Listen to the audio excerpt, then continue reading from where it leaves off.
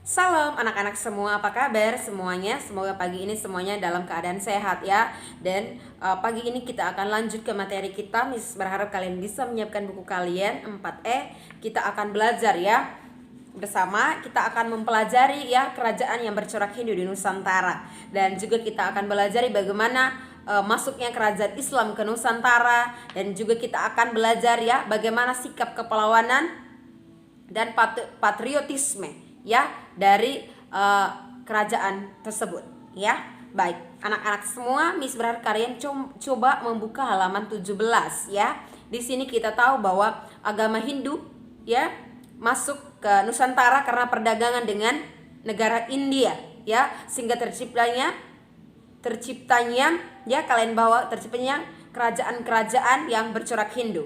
Kita tahu bahwa yang pertama adalah kerajaan Tarumanegara ya. Jadi kerajaan Tarumanegara merupakan kerajaan yang kedua tertua di Indonesia ya. Jadi kerajaan Tarumanegara ini merupakan kerajaan yang kedua yang tertua di Indonesia ya.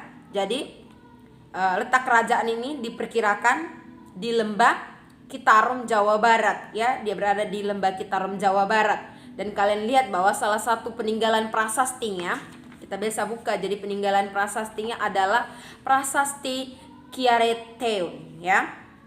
Kalian lihat di sini ada peninggalan dari prasasti.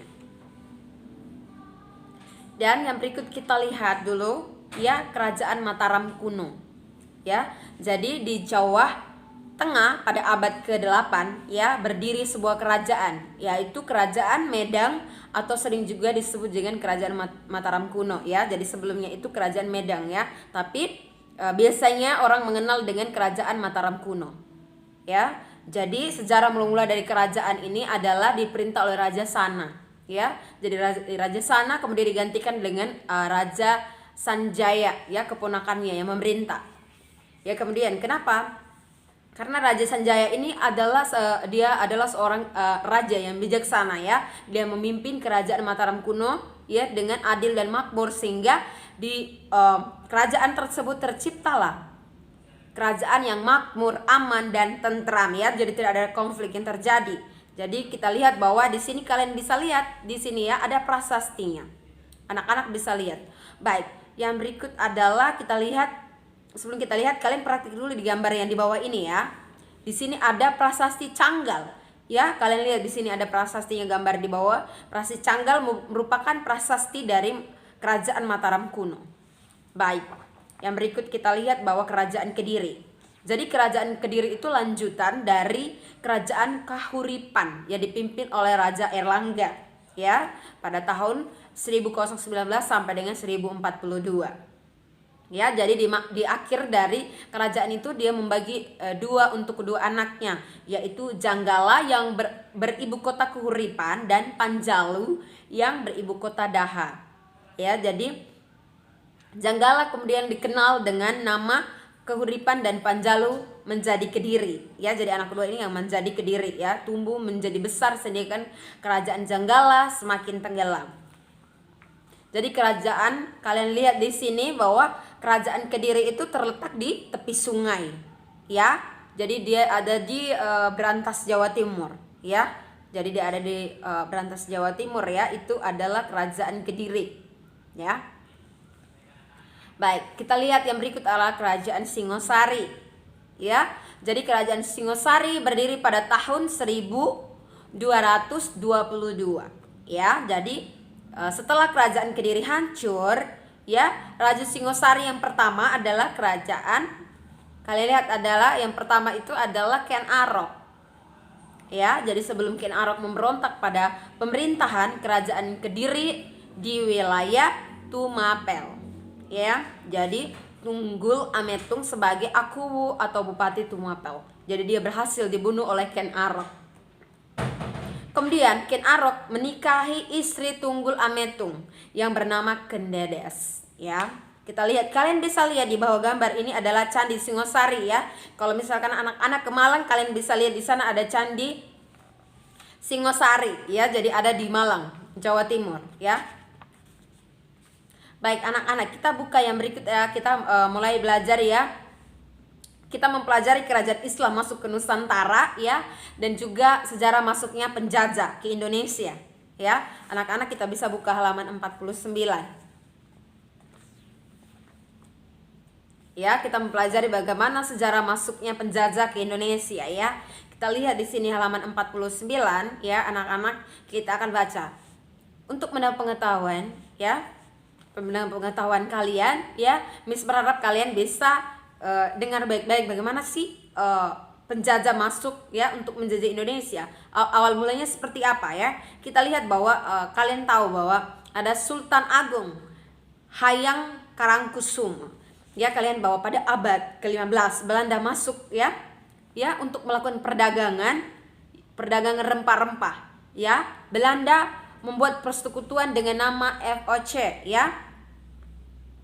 Jadi ada persekutuan dagang Hindia Timur ya, karena kekayaan hasil rempah Nusantara yang melimpah sehingga membuat Belanda ingin menguasai ya. Jadi zaman dulu itu kerajaan Nusantara itu penghasilnya adalah perdagangan rempah-rempah ya, sehingga Belanda masuk ke Nusantara untuk menguasai ya, karena rempah-rempah itu adalah salah satu bahan pokok yang luar biasa ya. Kita tahu bahwa Indonesia, dan kalian lihat bahwa Belanda mulai menjajah rakyat dengan melakukan tanam paksa. Jadi dulu ada tanaman paksa ya, orang Belanda terhadap Nusantara ya. Kalian lihat bahwa tanam paksa dan monopoli dagang Nusantara ya. Jadi penjajahan mendatangkan kesengsaraan bagi rakyat.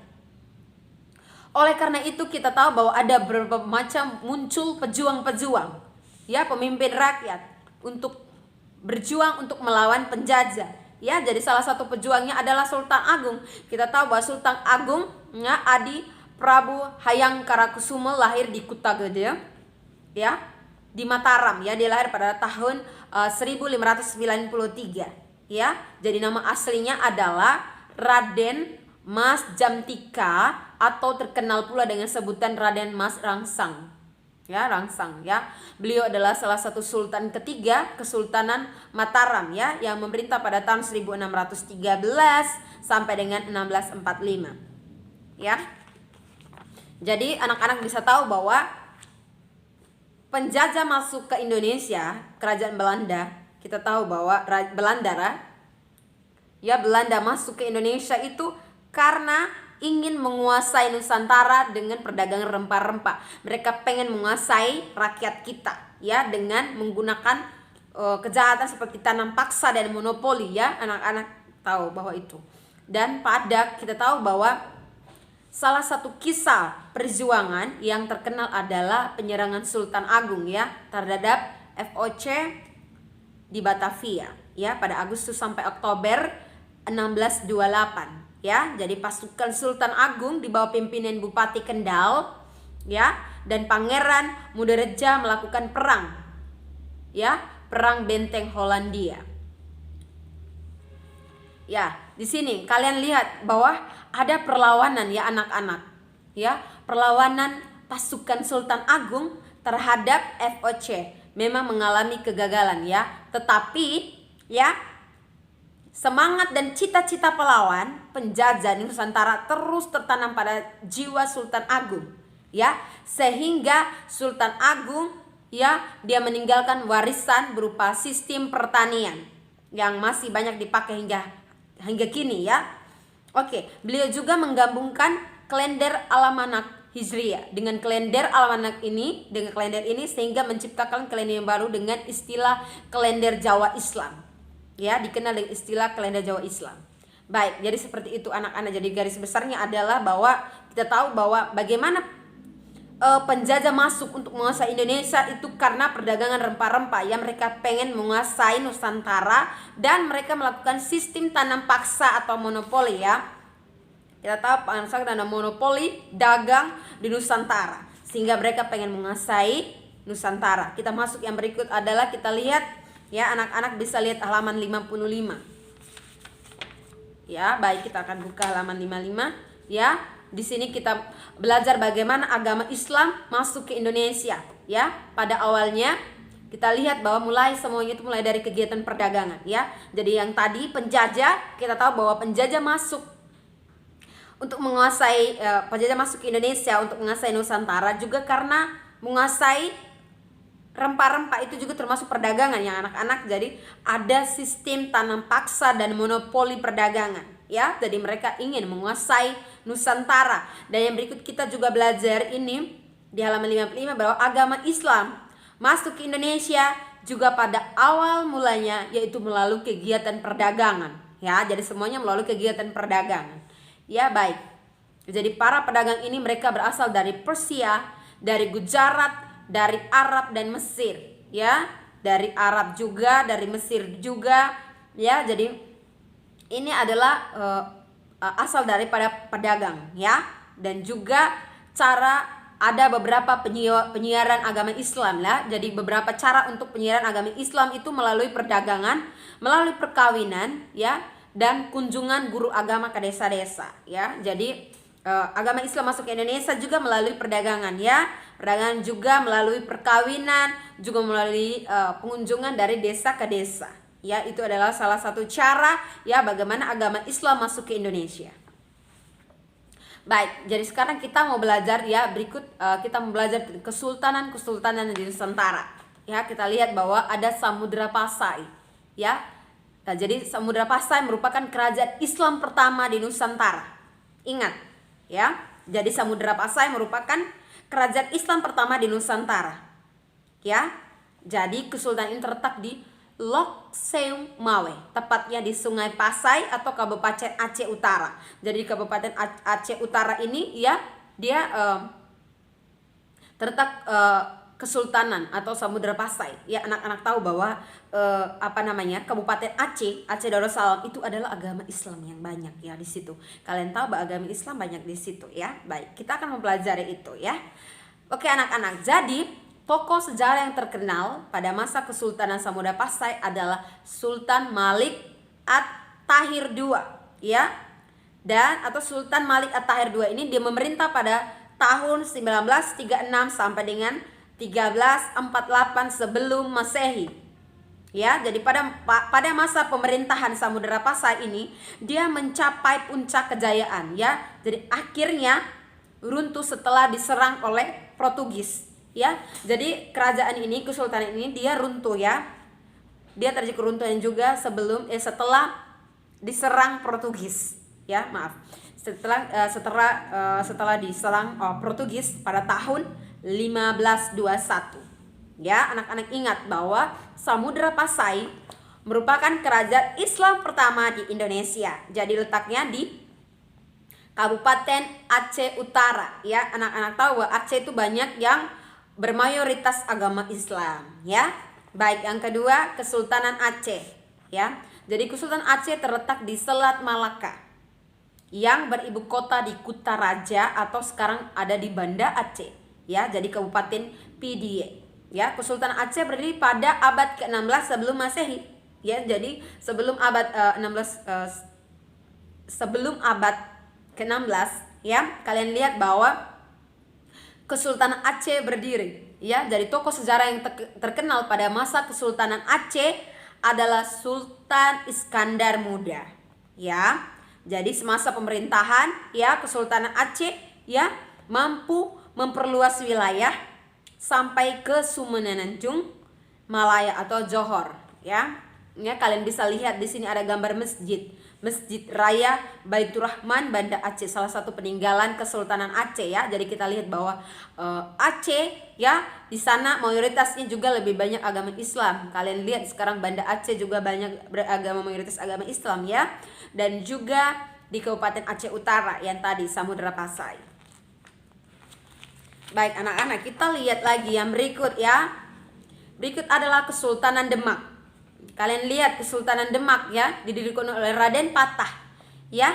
Jadi awal mulanya itu sebuah kadipaten yang berada di bawah kekuasaan Kerajaan Majapahit ya. Ketika Kerajaan Majapahit runtuh ya, Demak lalu memisahkan diri dengan ibu kota di daerah Bintoro ya, dengan dekat muara Sungai Demak ya. Jadi Kesultanan Demak ini didirikan oleh Raden Patah pada tahun 1478 sampai 1518.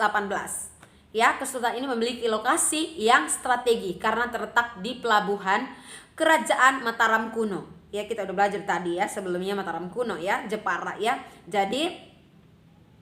Jadi salah satu kerajaan yang berpengaruh di Nusantara, kita lihat ya, salah satu kerajaan yang berpengaruh di Nusantara ini adalah, kalian lihat bahwa ada daerah Kesultanan Demak yang meliputi Banjar, Palembang, Maluku ya, serta utara Pulau Jawa ya. Jadi Kesultanan Demak ini mengalami kejayaan pada Sultan Trenggana. Ya, baik. Yang berikut adalah Kesultanan Banten. Ya, kita lihat di buku di sini ada Masjid Raya Banten ya, salah satu peninggalan Kesultanan Banten. Jadi Banten ini terletak di Provinsi Banten. Ya, jadi dia berdiri di ujung barat Pulau Jawa ya anak-anak. Jadi Sultan Banten ini dia memerintah pada tahun 651 sampai 1683 ya sebelum Masehi. Baik, yang berikut adalah Kesultanan Ternate dan Tidore. Jadi Kesultanan Ternate dan Tidore ya, dia terletak di Kepulauan Maluku Utara. Ya, jadi tokoh sejarah yang terkenal pada masa itu adalah Sultan Babullah ya dan Sultan Nuko. Jadi Babullah dan Nanuku ini ya, pemerintahannya itu pada tahun 1578 sampai 1583 sebelum Masehi. Ya. Baik, yang berikut adalah Kesultanan Gowatalo. Yaitu Kesultanan Gowatalo merupakan kerajaan kembar yang terletak di Kabupaten Sulawesi Selatan. Ya, jadi kesultanan ini terletak berdekatan ya. Jadi kedua kesultanan ini letaknya sangat berdekatan ya. Jadi tokoh sejarah pada waktu itu adalah Gowatalo ya. Jadi kalau anak-anak Makassar, kalau misalkan kalian tahu bahwa di Goa ada ya. Jadi Sultan Hasanuddin. Kalau misalkan kalian pernah pergi ke Makassar, kalian tahu Bandara Sultan Hasanuddin di sana ya. Baik anak-anak, yang berikutnya kita masuk ke subtema 3 ya. Kalian bisa buka halaman 103 ya. Bagaimana kita bisa menyebutkan sikap keperlawanan setiap tokoh-tokoh pada pahlawan Islam, kerajaan Islam maksudnya, dan juga bagaimana kita belajar sikap yang mencerminkan keperlawanan dan sikap patriotisme. Kita bisa buka halaman 103 ya anak-anak. Kita bisa buka halaman 103 ya. Di sini ada sikap keperlawanan patriotisme ya. Kalian tahu bahwa sikap kepahlawanan patriotisme ditunjukkan oleh para pejuang kita, yaitu mereka rela berkorban ya.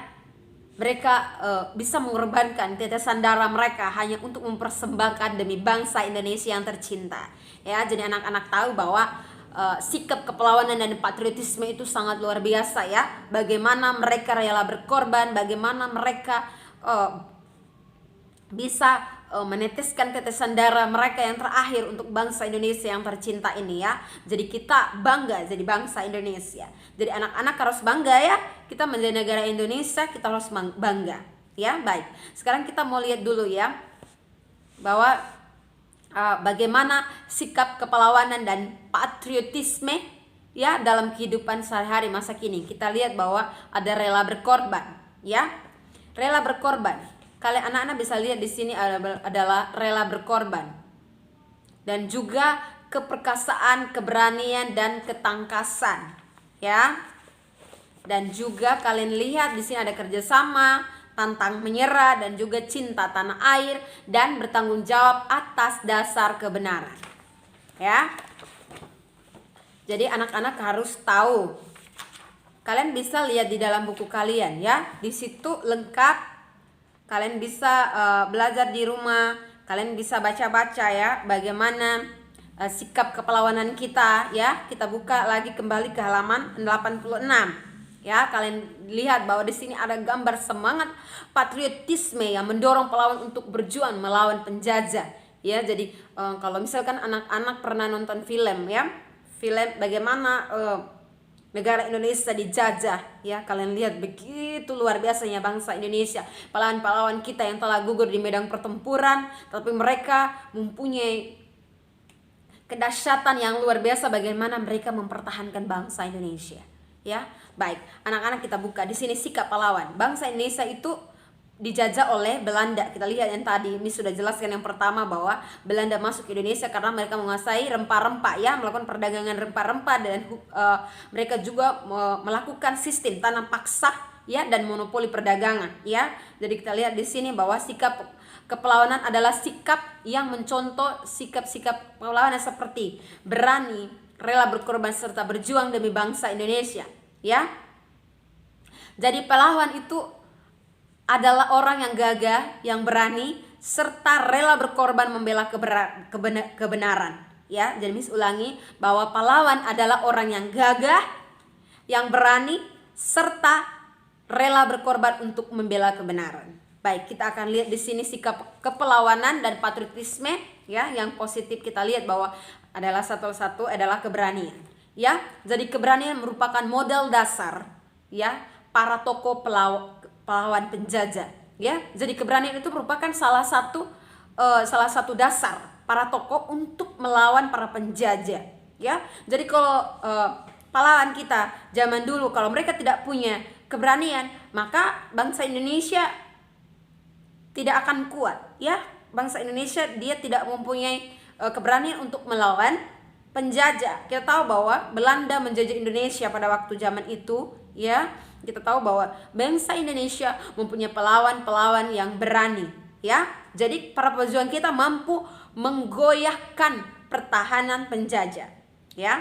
Baik, yang berikut kita lihat cinta tanah air. Jadi rasa cinta tanah air juga tinggi, ya, mampu menghilangkan segala bentuk keraguan, ya. Jadi ketika kita mencinta tanah air kita, ya, maka itu adalah salah satu langkah untuk mengusir penjajah. Rasa cinta tanah air jadi sikap. Jadi kita lihat yang berikut adalah cinta tanah air. Jadi cinta tanah air juga merupakan salah satu cara untuk menggoyahkan, ya, penjajah untuk menjajah bangsa Indonesia. Yang berikut kita lihat bahwa rela berkorban. Jadi semangat rela berkorban para pejuang dan tidak diragukan lagi bahwa rela berkorban merupakan harta, benda, jiwa, dan raga demi bangsa Indonesia, ya. Jadi para pejuang kita rela mengutamakan kepentingan bangsa dan negara dari kepentingan mereka, ya. Jadi mereka rela berkorban, ya. Anak-anak, kita lihat di bawah buku ini bahwa para pejuang juga mereka rela meninggalkan keluarga dan anak-anak mereka demi bangsa Indonesia. Jadi itu salah satu pengorbanan yang sangat luar biasa, ya. Jadi kita harus bangga jadi bangsa Indonesia. Baik, yang berikut kita lihat disiplin dan bertanggung jawab. Ya, jadi sikap disiplin dan bertanggung jawab telah dibuktikan para pejuang, ya. Jadi tidak diragukan lagi sikap dan bertanggung jawab, ya, dari bangsa kita. Jadi mereka siap menerima risiko atau menerima apapun yang terjadi, ya. Mereka tetap bertanggung jawab untuk mengabdi demi bangsa Indonesia, ya. Jadi bahkan pembunuhan secara sangat keji pun, ya, mereka lakukan itu, anak-anak. Jadi kita harus bangga jadi bangsa Indonesia. Kita tahu bahwa pahlawan-pahlawan kita yang telah gugur di medan pertempuran, ya, tapi begitu mereka rela berkorban demi bangsa Indonesia sangat luar biasa. Mereka meninggalkan semua yang mereka punya, seperti mereka meninggalkan keluarga, anak-anak mereka, siapapun yang mereka cintai mereka meninggalkan demi bangsa Indonesia. Jadi kita harus bangga, ya, jadi bangsa Indonesia. Dan yang berikut adalah pantang menyerah dan percaya diri, ya. Para pejuang itu telah gigih, ya, melakukan perjuangan, ya. Jadi semangat perjuangan yang terus dilakukan oleh bangsa kita, ya, mereka berhasil, ya, mencapai keberhasilan dan keperjuangan mereka, ya. Jadi berupaya keras agar bangsa Indonesia ini tidak dijajah oleh siapapun, ya. Jadi berbagai strategi dan terapan-terapan yang mereka lakukan, ya, untuk mengusir penjajah sehingga kemerdekaan dapat dicapai. Baik, seperti itu, ya. Yang berikut adalah kerjasama. Kita bahwa kerjasama dimiliki oleh para pejuang, ya. Jadi pejuang kita, ya, mereka bersatu, ya, sehingga kemerdekaan Indonesia itu tercapai. Kalau bangsa Indonesia waktu itu dijajah dan tidak ada kerjasama oleh bangsa Indonesia, maka kita tidak mencapai, ya, kita tidak mencapai kemerdekaan Indonesia. Tapi kita tahu bahwa bangsa Indonesia memiliki kerjasama yang tinggi sehingga bangsa Indonesia bisa mencapai kemerdekaan Indonesia, ya. Kita lihat yang berikut adalah ketegasan. Ya, ketegasan para pejuang juga terlihat pada sikap yang tidak ragu untuk mengusir penjajah. Jadi mereka tidak mempunyai sikap yang ragu, sikap yang mempunyai mental yang masih membingungkan, ya. Tidak ada seperti itu anak-anak, ya. Jadi pejuang kita dan mereka tegas menolak penjajahan karena menimbulkan kesengsaraan dan ketidakadilan. Ya, jadi pengorbanan para pahlawan kita itu sungguh luar biasa, ya anak-anak. Jadi bangsa Indonesia harus kita hargai, ya.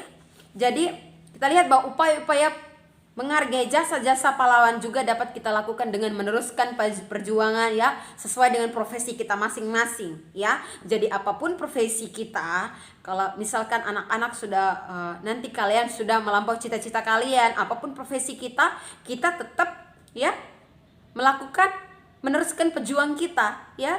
Jadi kita tetap mengharumkan nama bangsa Indonesia, ya. Jadi yang berikut adalah bagaimana cara kita dalam kehidupan sehari-hari kita juga memberikan rasa bagaimana kita meneruskan pejuang tersebut, ya. Kalian bisa lihat bahwa bangsa Indonesia ini adalah bangsa yang kokoh, bangsa yang kuat, ya anak-anak. Jadi bagaimana sih cara kita, ya? Jadi kita harus rela berkorban juga, ya, dalam kehidupan sehari kita juga. Bagaimana kita harus meneruskan dalam profesi hidup kita, ya. Yang tadi itu adalah sikap. Bagaimana sikap pahlawan kita dan patriotisme. Yang berikut kita juga harus belajar, ya, dalam kehidupan sehari-hari kita juga harus memberikan sikap kepahlawanan dan patriotisme kita, yaitu kita adalah rela berkorban, ya. Jadi misalkan di lingkungan sekitar kita mengalami banjir, mengalami bencana alam, mengalami apapun keadaan mereka, sikap kita yang kita teruskan sebagai bangsa Indonesia adalah rela berkorban.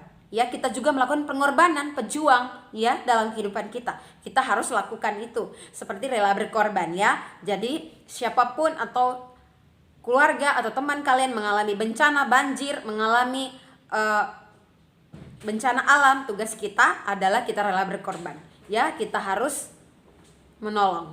Ya, yang berikut adalah keperkasaan, keberanian dan ketegasan.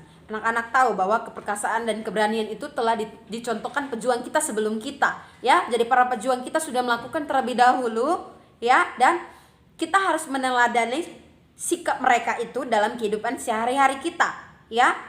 Jadi karena itu kita harus memperlakukan bangsa Indonesia kita dengan keperkasaan dan ketegasan dalam kehidupan kita sehari-hari, ya. Yang berikut adalah kerjasama, ya. Semangat kerjasama oleh para pejuang juga harus ditanamkan dalam kehidupan kita sehari-hari. Kita tahu bahwa sebelum kita melakukan itu, ya, pahlawan kita sudah melakukan kerjasama, ya. Ketika mereka melakukan kerjasama, maka penjajah itu diusir, ya. Jadi kita juga mengalami kemenangan, kemerdekaan, dan itu kita harus lakukan itu dalam kehidupan kita sehari-hari, yaitu kerjasama, ya. Kita harus melakukan upaya menjaga keutuhan rakyat Indonesia, ya, bangsa kita, yaitu kita harus bekerja sama, ya anak-anak, sehingga berbagai gangguan yang datang dapat segera kita atasi, ya. Jadi kalau kita bekerja sama-sama bahwa dengan itu bahwa kita juga bisa menyelesaikan masalah, karena ketika ada konflik kita bisa menyelesaikan bersama-sama, ya. Yang berikut adalah pantang menyerah, ya. Sikap pantang menyerah juga sudah dilakukan para pejuang kita, ya, bahwa mereka mengantar bangsa Indonesia pada kemerdekaan, ya. Jadi meskipun pejuang itu melakukan sangat sulit, ya, meski kita tahu bahwa pejuang kita melakukan sangat sulit, tapi mereka tetap tidak pantang menyerah. Mereka tetap maju, ya anak-anak. Yang berikut adalah cinta tanah air, ya. Jadi cinta tanah air juga merupakan sikap yang harus dimiliki oleh segenap bangsa. Jadi anak-anak juga harus memiliki cinta tanah air. Jadi kita harus mempunyai sikap cinta tanah air bangsa kita. Jadi rasa cinta kita, ya, rasa cinta tanah air kita juga wujudkan, ya, melalui setiap perlakuan kita, tindakan kita dalam kehidupan kita sehari-hari, ya. Jadi contoh dalam hal memperjuangkan nilai-nilai budaya bangsa Indonesia, yaitu di era globalisasi saat ini. Kalian tahu bahwa era globalisasi kompetisi telah terjadi. Jadi sering ada kemajuan teknologi kompetisi, ya. Berbagai bangsa Indonesia memiliki kemajuan teknologi yang sangat canggih, di saat ini ya, kita tahu bahwa budaya asing masuk dengan leluasanya untuk menguasai bangsa Indonesia, tapi kita harus dapat mempertahankan budaya kita sendiri dari ancaman-ancaman budaya asing ya. Jadi kita juga mempunyai ketegasan ya untuk berbagai negara asing yang mau menguasai, kita harus mempertahankan ketika budaya asing mau menguasai kita ya, dengan tidak peduli, dan kita harus mempunyai kepribadian bangsa seperti yang dilakukan pahlawan-pahlawan kita ya. Baik, kalian lihat di sini ada bertanggung jawab atas dasar dan kebenaran. Sikap bertanggung jawab perlu didasarkan dengan kebenaran. Jadi kebenaran itu perlu dipertahankan dengan sikap dan tanggung jawab. Artinya sesuatu yang benar akan tampak benar, sedangkan hal yang salah akan tampak salah meskipun menyakitkan. Ya, anak-anak, Miss mengulanginya ya. Jadi artinya sesuatu yang benar akan tampak benar dan sesuatu yang salah akan tampak salah meskipun menyakitkan. Dengan meneladani sikap ini, bahwa ketenangan dan bertindak itu akan terjadi. Kalian bisa lihat di gambar sini ada memperkenal produk dan karya budaya bangsa generasi muda merupakan salah satu mewujudkan rasa cinta. Jadi budaya Indonesia, kita mempunyai budaya yang berbeda-beda yang namanya Bhinneka Tunggal Ika ya. Kita berbeda-beda tetapi tetap satu ya. Sekali dia dari budaya mana, tapi tugas kita adalah kita mewujudkan bagaimana kita memperkenalkan budaya kita ya, sehingga mewujudkan rasa cinta kita kepada tanah air Indonesia. Ya anak-anak, jadi seperti itu kita mempelajari hari ini ya. Bagaimana hari ini kita mempelajari ya, bagaimana kerajaan yang bercorak Hindu di Nusantara, bagaimana ya penjajah masuk untuk menguasai Indonesia, dan bagaimana sikap yang mencerminkan kepahlawanan dan patriotisme ya kepada bangsa kita. Ya, seperti itu pelajaran kita ya. Jadi anak-anak, kalian misalkan kalian kurang paham, kurang mengerti, kalian bisa tanya balik ke Miss ya. Miss bisa menjelaskan ulang kepada kalian.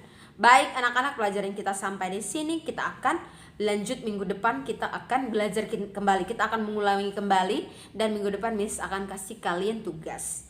Ya, sampai di sini anak-anak tugas kita, pelajaran kita. See you next time. Bye bye, God bless you.